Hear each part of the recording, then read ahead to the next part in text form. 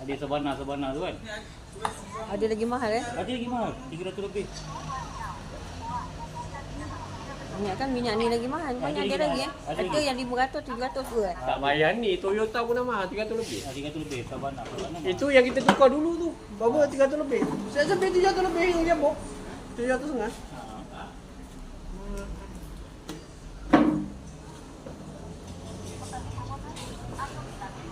Asal dia TX Gold, kita tukar pula Teo Max. Ini lebih kepada track racing biasa dia pakai untuk racing.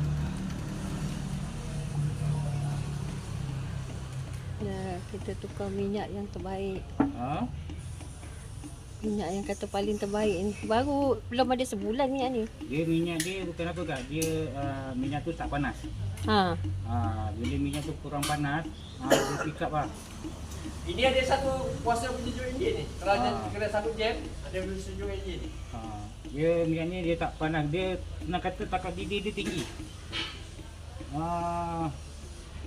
Kalau bau lain tu lebih kurang 150 bau didih.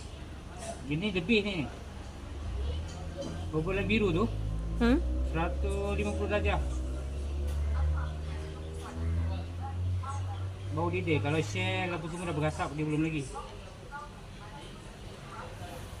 Ini nak kena cuba dulu. Nah, nak cuba kak?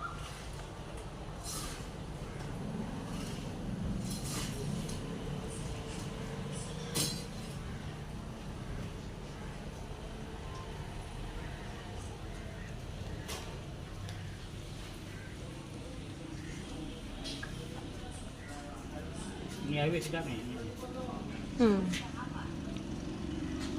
Minyak tak panas, harta laju jalan lecun orang yang dah pakai lah. Yalah. Itu ciri-ciri minyak yang baik kan.